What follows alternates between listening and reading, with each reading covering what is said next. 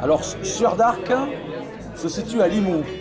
Limoux, c'est à 25 km au sud-ouest de Carcassonne et jouit d'une situation tout à fait intéressante puisque nous sommes au pied des Pyrénées. Donc, avec l'altitude, on a un climat méditerranéen tempéré. C'est-à-dire que l'on a à la fois le soleil du climat méditerranéen tempéré par l'altitude. Dans ces conditions, les raisins mûrissent lentement. Et pour nos raisins blancs et rouges destinés à faire des vins effervescents, on a là un magnifique équilibre entre les saveurs de fruits et la fraîcheur que l'on recherche pour les vins effervescents.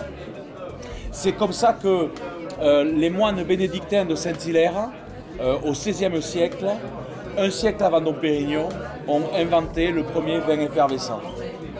Aujourd'hui, Sueur d'Arc, c'est 3000 hectares de vignobles en AOC, et 12 millions de bouteilles produites, 6 millions en AOC effervescent et 6 millions en vin tranquille. Et la part à l'exportation est environ de 28 millions d'euros, soit plus de la moitié de notre chiffre d'affaires.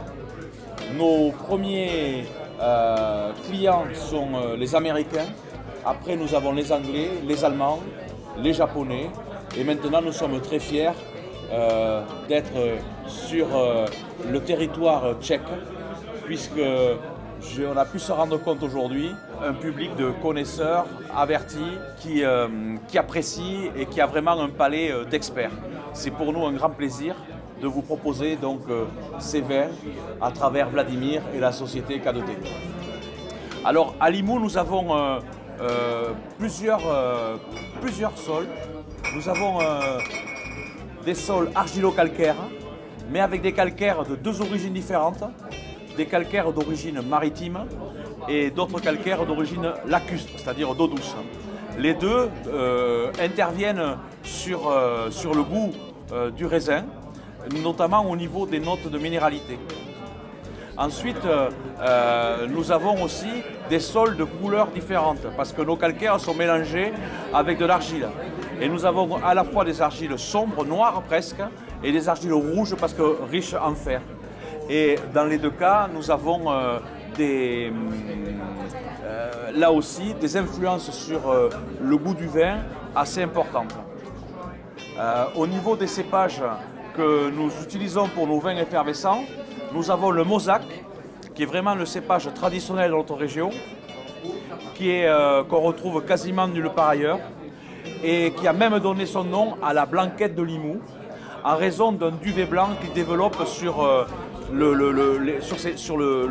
l'envers de la feuille. Et en vieux français, blanc se disait blanquette, d'où le nom de blanquette pour nos vins effervescents. Les autres cépages rentrant dans l'élaboration de nos vins effervescents sont le chardonnay et le pinot noir, qu'on va retrouver particulièrement dans le rosé et dans le crément. Donc nos vins effervescents, ce sont des méthodes traditionnelles ou champenoises. Tout est fait pour vraiment exacerber et mettre en avant la qualité de nos raisins.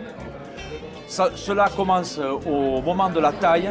On fait une taille manuelle pour pouvoir vraiment transporter nos raisins de la vigne jusqu'à nos pressoirs dans les meilleures conditions. Ensuite, on va presser nos jus avec des pressoirs de la dernière génération qu'on appelle des pressoirs pneumatiques pour vraiment avoir des jus très purs. Ces jus, on va même séparer leur qualité en 3 niveaux différents en fonction du niveau de pressurage. Ensuite, nous avons un chai à barrique que l'on utilise, qui est actuellement sous-sol, bien donc avec une bonne fraîcheur, pour faire la vinification et l'élevage d'une partie de nos vins en barrique, mais le reste est vinifié dans des cuves en acier inoxydable à température régulée. Ensuite, vous savez, ces vins, c'est donc des méthodes traditionnelles qui vieillissent minimum 2 ans dans nos chais, et ces chais sont où on fait vieillir les bouteilles sur les lits de deuxième fermentation. C'est également sous-sol et on a une température à peu près 14 degrés.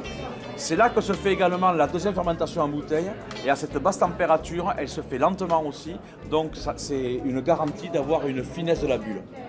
Et pourquoi on vieillit 2 ans dans ces conditions-là? Parce que pendant cette période de vieillissement où le vin va être en contact avec les lits de deuxième fermentation, le vin va se nourrir de caractères un petit peu briochés, miellés, qui font la caractéristique de la méthode traditionnelle. Ensuite, nous avons tous les outils de remuage et de dégorgement pour éliminer le dépôt de ces lits de deuxième fermentation et mettre sur le marché un vin clair, limpide, dès qu'il a fini d'être élevé. Ah, mais moi personnellement, il y a un vin pour tous les temps. La première bulle, c'est parce que le cépage Mauzac donne un goût très fruité, pomme verte, acidulé. C'est un vin très aérien, un petit peu comme de la dentelle. C'est très agréable à l'apéritif. C'est très agréable aussi hors dîner, on va dire, hors vin de table. C'est vraiment des vins qu'on peut boire très longtemps parce que très naturels, ils ne font pas mal à la tête. J'adore ça. Par contre, si c'est quelque chose de plus gastronomique, c'est-à-dire un vin effervescent que je vais prendre sur une entrée par exemple ou au cours d'un repas, je vais prendre plutôt un crément, que ce soit le crément émery ou le crément rosé.